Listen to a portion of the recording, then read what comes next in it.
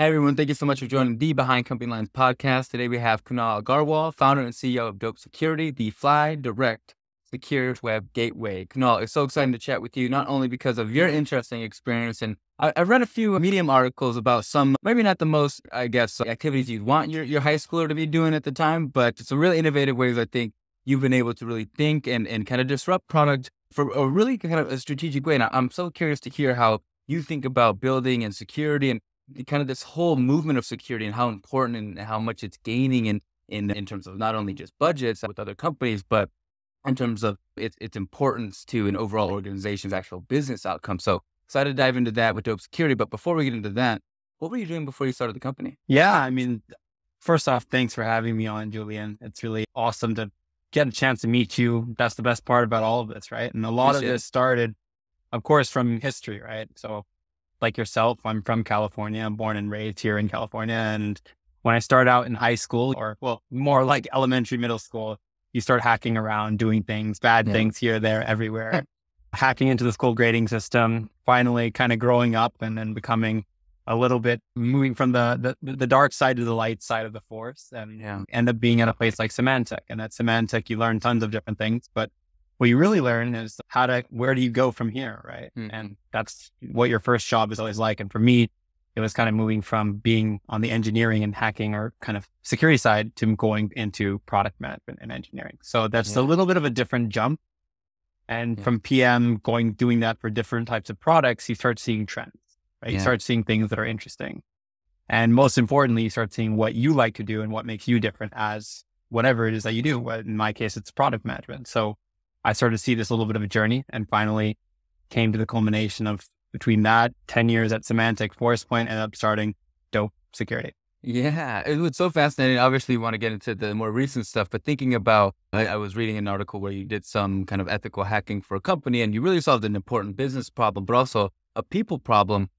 How do you kind of go and define where can be the compromises for certain applications or products? How do you approach that? I think some of us think like, oh, privacy and data, but I think the target really kind of maybe impacts the way you go about gathering that kind of information. How do you kind of think about those strategies and how products kind of need to protect in maybe a different way? So everyone has a different risk metric, right? And so it's important to keep that in mind. Like, for example, a consumer application has to do with actual people, right? Their data versus like a dating application, for example. It's about and in fact, I think that's the one that you're talking about. That's where I hacked into a dating application. But there's that. Then there's also something like a company, right? And as a company, you may have a completely different problem space altogether. Like, for example, one of a very important one is like, hey, is somebody able to access like piracy websites on their laptop versus, hey, is somebody able to access your dating profile without actually ever having connected with you, or your exact location, even though they've never actually connected with you. And so that was kind of two spectrums of the equation, but ultimately it all deals with the same thing as, hey, cyber security. Right.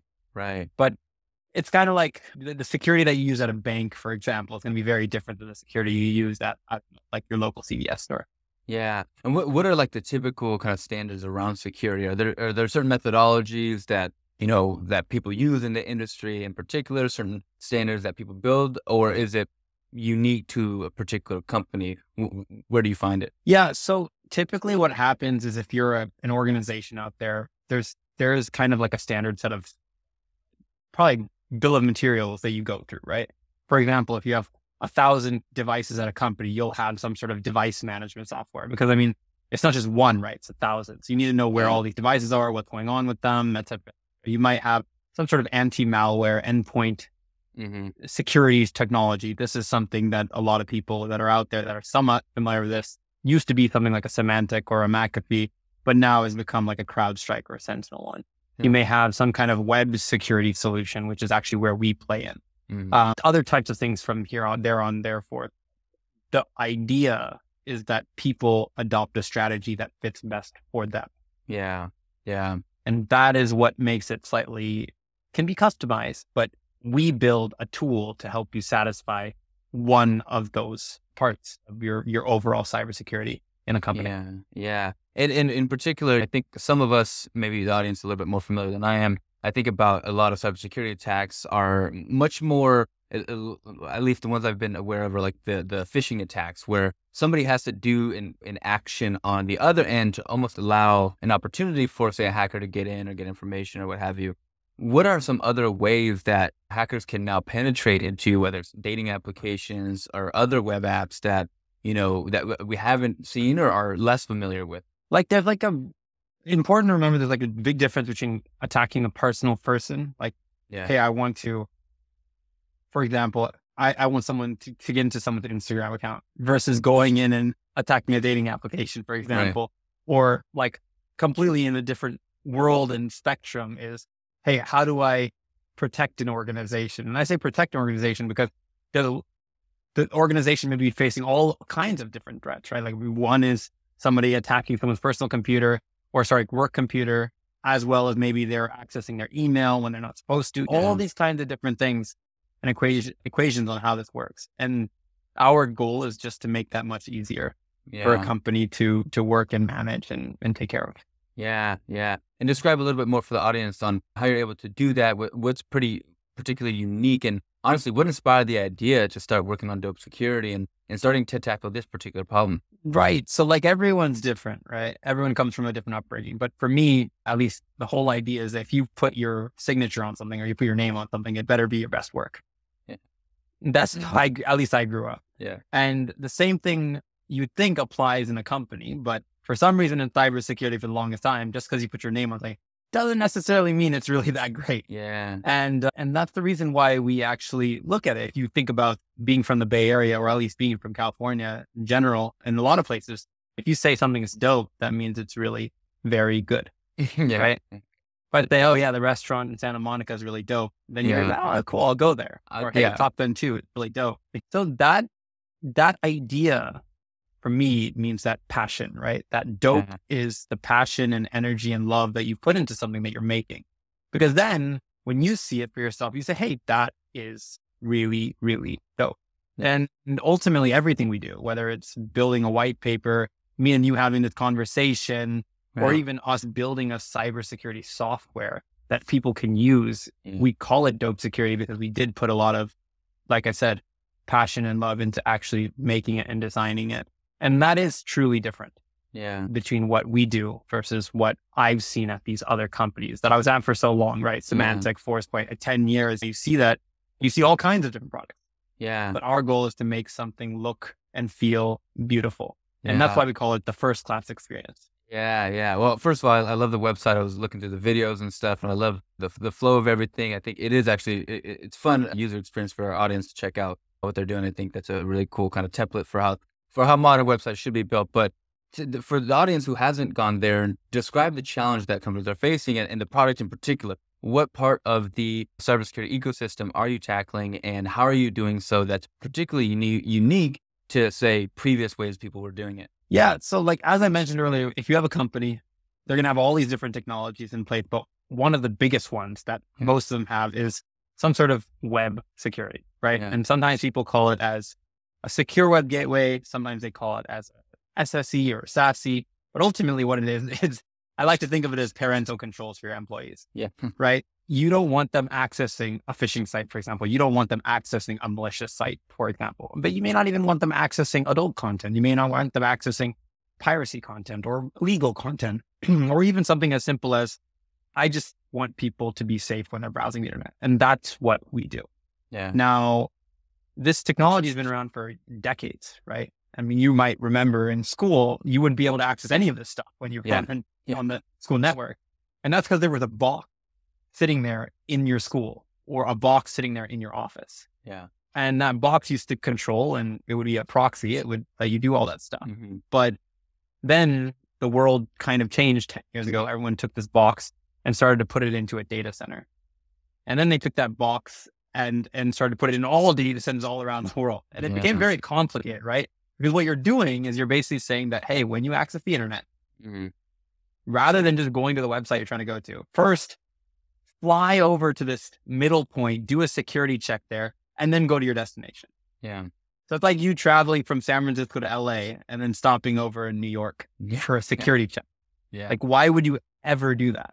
And unfortunately, because people have been doing it for so long for this way, that's what they continue to do. And so the internet has become a little bit of a stopover flight when it comes to anyone in most companies. And our goal is to change that from a stopover flight to a fly direct alternative. Yeah. And you mentioned that's just kind of how it's been done. Is that just because that the proxies continue to move and nobody kind of considered the like long-term disadvantages of having them in such dispersed areas from like a privacy and efficiency standpoint? Is that still more the case, or was it an incentive by a company to do so? Like what in particular has led it to this point where it is a little bit, I guess, inefficient of a way to access the information you're looking for? Well, a lot of it comes down to history, right? Like you had a box, somebody's saying, hey, it's a little bit difficult to install these boxes everywhere. It's like, don't worry, we're going to take care of it. We'll host it for you. Just send us all your internet. And then ultimately it's like, well, in fact, what about that device that's not even in the office anymore? Oh, well, we'll give you an agent. It'll send us all your traffic. It'll be fine. Yeah. And so that mentality that it'll be fine, it doesn't translate to reality, right? I think sometimes people have this like executive mindset, like where it's like, oh yeah, I'm sitting here in my chair, relaxed, and oh yeah, we'll go in and we'll take the box, we'll put it in the cloud, it's hosted, it's ready to go. Yeah. Like, dude, that's not the way the world works. Sure. Guess what? Behind you and 4 or 5 layers deeper than you, like from a management perspective, there's a human being that has to go in and administrate this and actually go in and make sure it works for thousands of people or employees, right? Right. And it's a big pain because yes, there's a security value to it, but it also has an administrative overhead. And we try to make that much easier for anyone, right? Pretty much anyone could go to our website right now and trial our product instantly. Yeah. And that's so different in cybersecurity. And that's one thing I think you can probably understand is I'm saying these things, but they're not really that groundbreaking. Yeah. Right? Yeah. Is it really that groundbreaking that we should have a beautiful product? That we should have a very easy to use product? We should have a product that actually works, doesn't cause issues? It's not that much. It's like bare minimum, bare necessity. Yeah. No, the bar is on the floor is what my partner likes to say. But one thing in particular you mentioned was that, or based on this whole ecosystem, why haven't companies solved the problem of trying to connect directly to these resources? What was there just not an incentive to do so, or were people not feeling the pain until now? Why is it until now, until you're doing it, that it hasn't been solved as the main issue? Yes. I mean, this type of thing, I was the product manager for these kinds of things at Forcepoint, Symantec, et cetera, right? So like when you think about it, if you're looking at that problem, it's not like this hasn't come up before, right? It's not like this idea hasn't come up before. Yeah. The question is, how do you go in and actually do it when you have all this infrastructure and all this momentum between all the companies around the world using this? Like you can't just suddenly say, hey, let me go in and change all. Yeah. And in order to actually change it, you have to come in with a little bit of a newer journey, a newer direction. And that is why dope.security was founded, that we couldn't do this in these companies. Yeah. I mean, man, we couldn't even get 2 different products to have the same software. Yeah. Like their software didn't even work together. So if you would purchase the endpoint software from Symantec and then the network software from Symantec, basically our competitor technology now, like you'd have to buy 2 different agent softwares that would run on your system. Yeah. I mean, think about that. One company, 2 different softwares. Yeah. Why is it the case? But we couldn't even do that. So there's a lot of things, and that's just 2. Yeah. There was actually 10, 20 different agents at Symantec. There was like 7, 8 agents that I had to manage at Forcepoint. I mean, it was very crazy. Yeah. But the goal of actually making this a lot easier, people are starting to do, right? Yeah. At the end of the day, that's where the new ideas flow. Yeah. Is from the experiences we had from these bigger companies. Yeah. Before we get into future stuff, I would love to give a little bit more context to the audience. What in particular are you excited about the progress up to this point? What are some milestones you're in particular like excited about, impressed about, or even surprised? And what's exciting about the next kind of milestones that you're looking to hit? So a lot of the work that we've done so far has been around making that cybersecurity experience first class, right? You go in, you can see that there's a lot of thought process behind it. It works really well, all those kinds of things. And you see it every day, right? Like yesterday, for example, we had a customer come in and they just went on the website, started the trial, and within 10 minutes, they had their first soft endpoint agent installed. Product started to work. They had single sign-on enabled. They had their users imported. I mean, everything was all ready to go. Yeah. This used to take like 6 weeks back and forth with a customer, like weeks and weeks. Because imagine they're not going to just have time every day, right? So you have to schedule the time to meet with them. Then you have to schedule another meeting and another meeting. Then you have to get them access to the product. Then you have to send them access to the product. Then you have to tell them how to use it and explain to them and all this other nonsense. We don't have to do any of that anymore. Yeah. And so to see it happen in like, again, actually less than 10 minutes versus before where it used to take ages and ages and ages. Yeah. That is the cool part. Yeah. That it was a really happy moment for me to be able to see that. Right. Right. And what in particular do you see, whether it's external or internal, as some of the biggest risks that the company faces today? Like just generally or? Sure. Yeah. Generally, or whether it's an internal, maybe, a scaling problem or an external market change that might change the direction of the company. But what in particular do you think kind of, would impact the growth of the company? Yeah. So we're a very mainstream product, right? We're like we're like the Taylor Swift of pop songs. We're the Taylor Swift of cybersecurity. Every company has to use our technology. And once they get to a certain size, obviously, like if you're like a 10-person company, you're not going to be using something like this. But the idea of making it very easy to use is something we've done well, right? And we need to basically, if you consider it as a pressure, we need to continue to do that really well. Where not just myself, but all of our engineers have that life and blood in them that, hey, they want to make something actually incredible with that dope signature experience. Yeah. The same thing goes for our marketing team, which you saw the website yourself, right? A lot of the people that are on there, like our designer, who's actually in charge of product marketing, Ashley, she went in a lot of detail and actually created the logo itself. But she not only created the logo, but the branding documents and took it together and put together a website and this and that. So there's a lot of things that we have to continue, right? You cannot just leave it behind, right? We cannot just, as you become a bigger company, it doesn't mean that you can just let go of what made us different today. Right. And then I think externally, right, this is probably one of the most crazy things to do. You have a super entrenched, very big set of competitors, right? From Zscaler to Netscope to Symantec-ish, Forcepoint, all these big companies that do this for years and decades. And now you're coming in them and saying, hey, there's a new company that happens to have worked in these bigger cybersecurity, but they're somehow going to challenge all of this and say, hey, rather than stop over, fly direct. Right. That's a challenge. Yeah. It's a challenge. Yeah. And I don't like to think of it as that, hey, we know everything. I can tell you very honestly, as a company, I learned everything from after I went to UC Berkeley, I went to University of California, Symantec to learn all this stuff, right? So ultimately, as a team, we have to remain in a learning phase, right? We have to constantly make what we do to the next level. We have to keep the things that made us different today, keep them for tomorrow and the day after that. Yeah. And if everything goes well, what's the long-term vision for Dope Security? So I've never been into this whole serial entrepreneur kind of thing. I don't like it. Why? Because I don't know. It's just weird to me. It's like this hustle culture. Oh, I'm going to go in and then build a product and then sell it and then build a product and sell it. It's like, dude, that's too much effort. What I like to do is apply the efforts and work and hard work that's required and build together a community of people. And we're almost like a safe haven if you think about it for a bunch of misfits. Right. We are the people that we're always told, hey, Julian, you're so passionate, but, and that's what we don't like to be told. So as a team, we just want to make sure that you can really go in and take it to as far as possible. And when I say as far as possible, I mean, hey, the sky is not the limit. The sky is kind of home for us, right? Just keep going. Just keep flying. Yeah.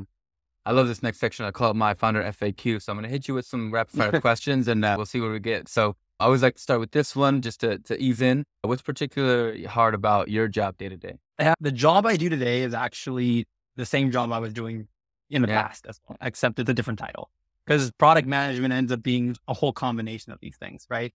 You have to do a little bit of selling. You have to do a little bit of the marketing. You have to do a little bit of the engineering. You have to kind of make sure that things are moving in the right direction. Yeah. So you're pretty much doing the same thing. Now, I would say there's a little bit of extra stuff. Like there's a little bit of finance stuff that you wouldn't, there used to be a team doing that. And obviously you would have a sales team doing that stuff.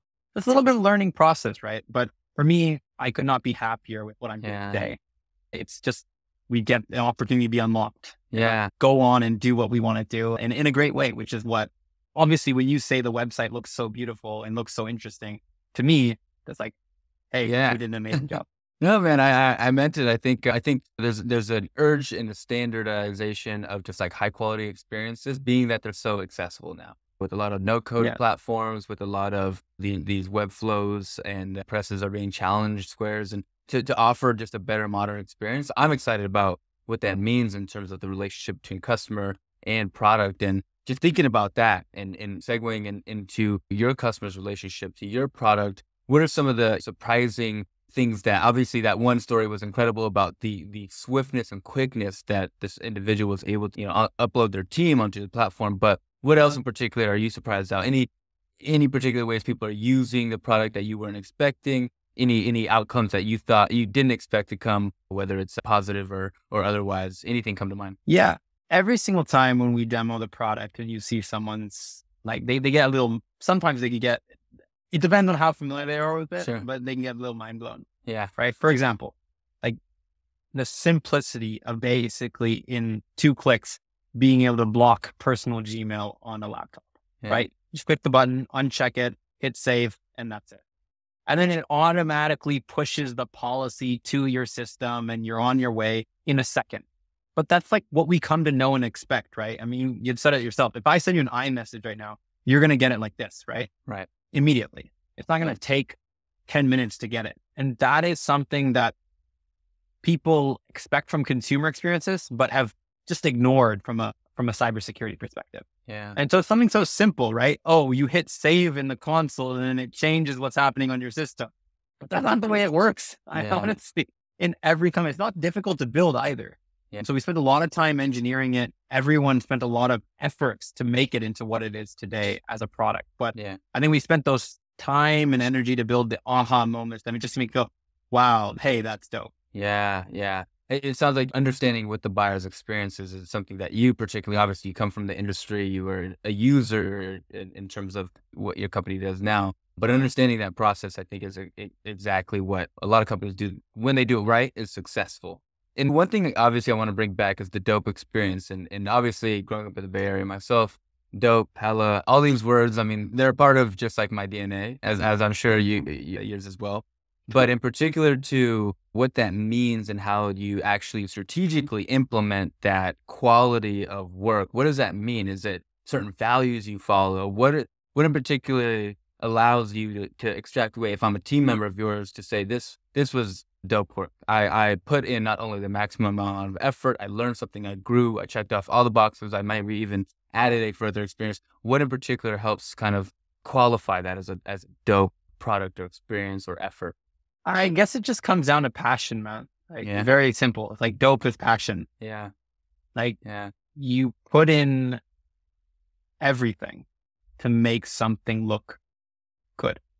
We had these jackets that we use, these hand painted in Bombay jackets that are where everyone in our team was wearing at the RSA conference last week. And it was nice to see, right? Hey, we had these great, beautiful things. It's like people looked at them like, oh, wow, that is different. If you came to our event, you would have seen these like stickers and postcards, but just the vibe of the entire thing was to build something different. And so when I look at everything we've done so far, it's just authenticity, right? Because I'm like this, you're like this. If you and I are talking like, hey, I'm going to go meet you for a coffee down the street, you're like, okay, dope, sounds good. It's that simple, right? But that is part of our language. That's part of our lingo. And being at this company is, for me, it's a dream for me, right? Because we get the opportunity to do what like always wanted to do. And if I showed you some of the products we built in the past, you'd be like, I can see the elements of the dope security in here at a big company. But this is kind of where I would always say it's like, hey, for anyone that wants to do something like this, you should always be authentic with how you're building something. And so dope security is nothing more than authenticity and passion. I love that. What's something that you would say you're good at as a founder now that you wish you were better at earlier on? Well, I think that right now the biggest piece was building the product. So I got very lucky in that we had to do this in Forcepoint and Symantec, build a product from scratch. Yeah. So when it came to building this product, there wasn't like this massive, like, oh, where do we find these people? And then this and that. Like, there's a lot of things that let's find the people that we work with already. For example, Tim, who leads endpoint engineering, like, guy's a genius, architect, but he was in the corner of the room. Nobody was allowed to talk to him. And his ideas were never taken. And he had the best ideas, and it finally started to work, and he started to show how good he is. Yeah. And people started to recognize his talent. But at Dope Security, he's the leader for the endpoint team. But now there's lots of people like that. And when we bring those people together, I got lucky because I didn't have to deal with, okay, well, now we need to find people in this and that. And a lot of people are like family in a lot of ways. We've already worked together for so many years. We know our strengths and weaknesses. So everyone can work together and as a team grow. Yeah. It's a little bit of a different thing. I think that the future is going to hold significantly more learning. Yeah. Because from here, we have a product. We have all customers. We're in production. We have thousands of endpoints. We have 100 customers around the world looking at this stuff, using it every day. It's a little different of a problem when you have like just really scaling out, right? There's still only 30 people, right? It's a small company. Yeah. Yeah. What do you think gives you as a founder, what quality of yours do you think gives you a particular edge to not only solve this problem, but also lead this company to having success and team-oriented? What in particular do you think about yourself? Yeah, gives you that ability to do so. Yeah, well, I'll show you actually. So I have a little something here. So I was wondering what that was. Yeah, this is called a Red Epic. Yeah, and so this camera is something that if there was a passion of mine that was cybersecurity since I was very young, the second passion of mine was probably shooting videos and music and whatnot. And I mean, I even have another one over here. This is called a Leica camera. Yeah. So it's like you take these things and you learn how to shoot, and you learn from like those tape cameras I used to have as a kid to editing on Movie Maker to Premiere and this and that. And so those things end up coming into the product, right? And you could see that with the video you watched. Like, I mean, one of my friends is the one that composed the music on there. Like, we don't do, none of our music, none of our audio is off the shelf royalty free. But we went and custom created it for Dope Security.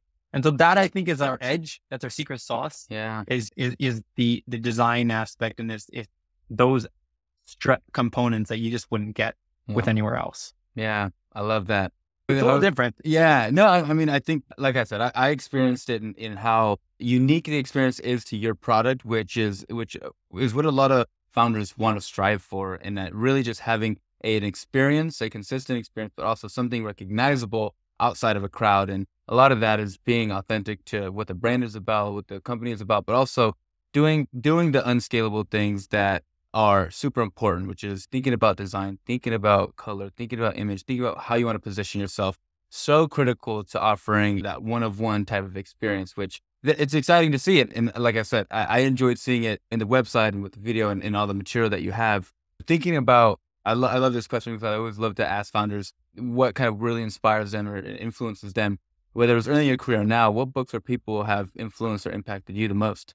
I mean, there's so many, right? Like, pretty much, I told you I went to the UC Symantec, University of California Symantec, but there were so many professors there that I probably couldn't even count in two hands. But like people, for example, one that comes to mind just because I was just talking to him on the phone is Nico. So Nico, he's like, I call him my French father. He calls me his Indian son, Indian illegitimate son. But he was like the first VP that I had at Symantec. And a lot of the reason why I started Dope Security was because of him.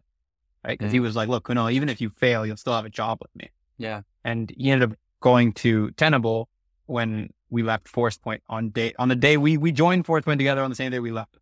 And when you think about it, like when somebody says something like that to you and has been there pushing you, and not just him, right? There's another guy named Gary, for example. Was my first boss at Symantec. And to this day, we still talk every day. The guy, he'll be upset if I tell you what his age is, but it's between the ages of 60 to 70. Actually, I don't think he'll mind. He's turning 68. So happy early birthday to him for next week. And the guy has been a huge impact for me because he can come to me and say, well, Kunal, are you not doing this correctly?